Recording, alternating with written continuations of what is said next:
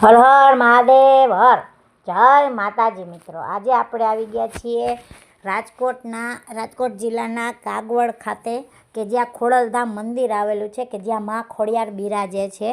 તો આપણે આજે એ કાગવડના ખોડલધામની મુલાકાતે આવ્યા છીએ। તો આજે હું તમને ખોડલધામ મંદિરના દર્શન કરાવીશ અને એના વિશે જે કંઈ થોડી ઘણી માહિતી મારી પાસે છે એ આજે હું તમને જણાવીશ। તો મિત્રો મારી સાથે વિડીયોમાં બન્યા રહેજો અને મારી ચેનલને લાઈક કરજો, શેર કરજો અને સબસ્ક્રાઈબ કરજો અને હા, બેલ આઇકન દબાવવાનું ભૂલતા નહીં, જેથી કરીને કોઈ પણ નવા વિડીયો આવે તો તમને નોટિફિકેશન પહેલાં મળી રહે। તો ચાલો મિત્રો આપણે થોડી ઘણી માહિતી વિશે સ્ટાર્ટ કરીએ। આ મિત્રો એનો ખોડલધામનો મેઇન ગેટ છે કે જે પહેલો ગેટ કહેવાય અને આ પહેલો ગેટ છે અને અહીંથી આપણે ખોડલધામ મંદિરમાં એન્ટ્રી કરવાની રહે છે। આ એમનો મેઇન ટાવર છે અને મિત્રો આ વિશ્વનું એવું મોટું મંદિર, પ્રથમ એવું મંદિર છે કે જ્યાં એના પ્રવેશદ્વાર ઉપર રાષ્ટ્રધ્વજ આપણો ફરકે છે। તો મિત્રો આ છે આપણું ખોડલધામનું મંદિરનું મેદાન અને હવે આપણે થોડી ઘણી એની માહિતી વિશે જાણકારી લઈએ મિત્રો। તો રાજકોટના કાગવડમાં આવેલું પાટીદારોનું ખોડલધામ આજે તેના 7મા વર્ષમાં મંગલ પ્રવેશ કરી રહ્યું છે। ત્યારે આજે ખોડલધામ ખાતે અનેક કાર્યક્રમોનું આયોજન કરવામાં આવ્યું છે, જેમાં સીએમ ભૂપેન્દ્ર પટેલ, રાજ્ય સરકારના અનેક પ્રધાનો અને ધારાસભ્યો હાજરી આપી હતી। સીએમએ માતાજીના દર્શન કરી આશીર્વાદ લીધા હતા। સીએમએ મા ખોડલને ધજા ચડાવી અને નરેશ પટેલે મુખ્ય પ્રધાનને માતાજીનો ખેસ પહેરાવ્યો હતો। ખોડલધામ લેવા પટેલ કુળદેવી શ્રી ખોડિયાર માતાજીનું મંદિર છે। ખોડલધામ ટ્રસ્ટ કાગવડની સ્થાપના 8/3/2010ના રોજ થઈ હતી। 21 જાન્યુઆરી 2011ના રોજ ખોડલધામ મંદિરના પ્રોજેક્ટનો શિલાન્યાસ થયો હતો અને 21 જાન્યુઆરી 2012ના રોજ ખોડલધામની શિલાપૂજન વિધિ કરવામાં આવી હતી। ખોડલધામ ભારતના ગુજરાત રાજ્યના રાજકોટ જિલ્લાના જેતપુર તાલુકાના કાગવડ ગામ પાસે આવેલું છે। નરેશભાઈ પટેલે આ પ્રસંગે કહ્યું કે ગુજરાત રાજ્યના સીએમને ભૂપેન્દ્ર પટેલને સરળ, સહજ અને સાદગીના પ્રતીક છે। સાથે ખોડલધામ એક વિચાર છે, એ વિચારને રાષ્ટ્રફલક સુધી પહોંચાડવાનો છે। 15 વર્ષ પૂર્વે આ જગ્યાનું અસ્તિત્વ નહોતું, અત્યારે સમગ્ર ભારત વર્ષને આ એક મોટી ભેટ આપી છે। આ તકે ટ્રસ્ટના ચેરમેન નરેશ પટેલે ગુજરાત રાજ્યના પૂર્વ સીએમ આનંદીબેન પટેલને યાદ કરીને તેમને તેમના કાર્યકાળ દરમિયાન શક્તિવનની અકલ્પનીય ભેટ અંગે આનંદીબેન પટેલનો આભાર માન્યો હતો। આ સાથે જ આનંદીબેન પટેલની દીકરી અનાર પટેલ ખોડલધામના ટ્રસ્ટી બન્યા છે। ચારે બાજુ ગૌરવપૂર્ણ, ભવ્ય અને આહલાદક ખોડલધામ મંદિર અસાધારણ અને તેના પ્રકારનું પ્રથમ છે। સ્થાનિક સમુદાયને માર્ગદર્શન આપવા અને આગળ વધારવામાં વિવિધ કવાયતના હબ અને તત્વોની ભૂમિકા ભજવતા એક જબરદસ્ત વિસ્તારમાં ફેલાયેલું છે। તે વિશાળ વિસ્તારને આવરી લેતા 299 ફૂટ લાંબુ, 253 ફૂટ પહોળું અને 135 ફૂટ ઊંચું ધરાવતા સૌથી મોટા હિન્દુ મંદિરોમાંનું આ એક મંદિર છે। મા ખોડિયારને સમર્પિત ખોડલધામ મંદિરનો શિલાન્યાસ વર્ષ 2012માં કરવામાં આવ્યો હતો અને 2017માં જાહેર જનતા માટે ખુલ્લો મૂકવામાં આવ્યો હતો।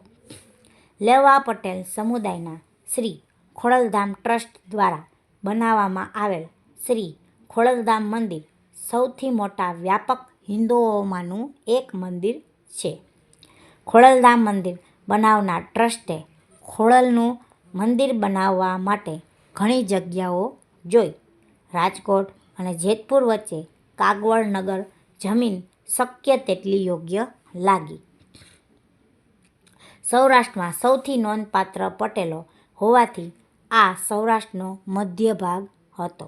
બીજી બાજુ ભાદર નદી પાણીની નજીક હોવાથી ત્યાં પુષ્કળ પાણી પણ ઉપલબ્ધ હતું અને તે જ સમયે 100 ચોરસ જમીન મળી શકે છે.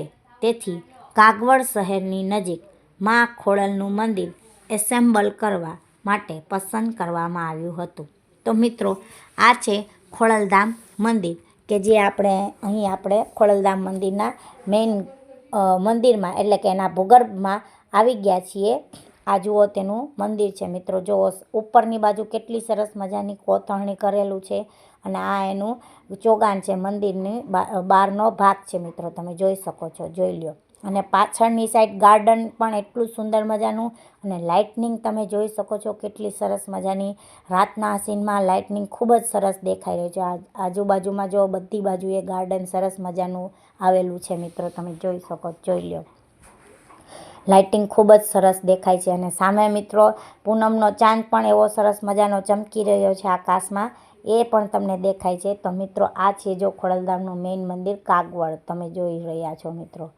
અને ઉપર માં ખોડલની સરસ મજાની ધજા પણ ફરકી રહી છે, એ પણ તમે જોઈ રહ્યા છો. જુઓ મિત્રો, કેવી સરસ મજાની એ ધજા પણ લાગે છે. તો એની મંદિરની કોતરણી જ એટલી સરસ મજાની કરેલી છે ને મિત્રો, કે જેથી કરીને આપણને મંદિરમાં જવાની ખૂબ જ મજા આવે છે મિત્રો. એકવાર મિત્રો ખોડલધામ મંદિરની મુલાકાત અવશ્ય લેજો, કારણ કે આ મંદિર જોવા જેવું છે, સરસ મજાનું છે અને આખું ખૂબ જ મોટા વિસ્તારમાં આ મંદિર ફેલાયેલું છે મિત્રો. આજુબાજુમાં નાના નાના સરસ મજાના બગીચા પણ આવેલા છે કે જ્યાં મિત્રો યાત્રિકો આવે તો ત્યાં એને બેસવાની સગવડ પણ છે. અને મિત્રો, અહીંયા ખોડલધામમાં ખાવા પીવાની પણ સગવડ છે. ચા, પાણી, નાસ્તો બધી જ સગવડ અહીંયા પૂરી પાડવામાં આવે છે. આ છે મિત્રો જો એનો સરસ મજાનો બગીચો તમે જોઈ રહ્યા છો અને લાઇટનિંગ તમે જોઈ રહ્યા છો જો કેટલી સરસ મજાની દેખાઈ રહી છે. રાતના ટાઈમમાં ખોડલધામ મંદિર ખૂબ જ સરસ લાગે છે, કારણ કે લાઇટિંગ એટલું સરસ મજાનું કરેલું છે ને કે એનો દેખાવ જ અલગ આવે છે મિત્રો. નયનરમ્ય લાગે છે મિત્રો, તમે જોઈ રહ્યા હશો મિત્રો. તો ખોડલધામ મંદિર અવશ્ય આવજો. એકવાર મા ખોડલના દર્શન અવશ્ય જરૂરથી કરજો, કારણ કે મા ખોડલ એ ખૂબ જ પ્રસન્ન કરે એવી છે મિત્રો. તો જોઈ રહ્યા છો આ તમે એનો શંખ જુઓ, તમે બાજુમાં શંખ પણ આવેલો છે, એમાં પણ લાઇટનિંગ સરસ મજાની દેખાઈ રહી છે.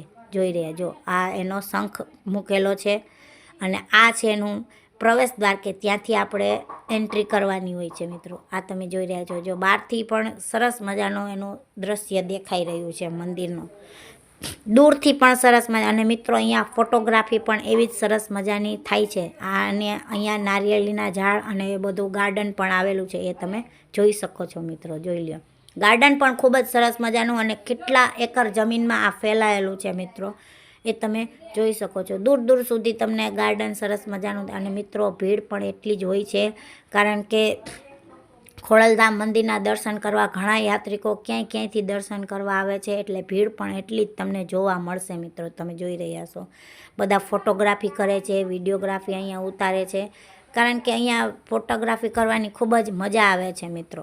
તમે જોઈ રહ્યો, ભીડ પણ એટલી જ સરસ મજાની છે. જોઈ લ્યો, આ છે એના પગથિયા, નાના મોટા પગથિયા આવેલા છે મિત્રો. જે લોકો ચાલી ના શકે એમના માટે બેટરીવાળી ગાડીની પણ સુવિધા છે. જે મોટી ઉંમરના હોય એ લોકોને બેટરીવાળી ગાડીમાં પણ લઈ જઈ શકે છે. જે લોકોને પગની તકલીફ હોય એ લોકો પણ. મિત્રો, આ વિડીયો તમને કેવો લાગ્યો એ તમે કોમેન્ટ કરી અને મને જણાવજો, કેમ કે આજે આપણે આવી ગયા હતા કાગવડ ને કાગવડ તમને મેં દર્શન કરાવ્યા. અને જો તમને વિડીયો ગમ્યો હોય તો મારો ચેનલને લાઈક કરજો, શેર કરજો અને સબસ્ક્રાઈબ કરવાનું ભૂલતા નહીં. જય માતાજી, હર હર મહાદેવ, હર.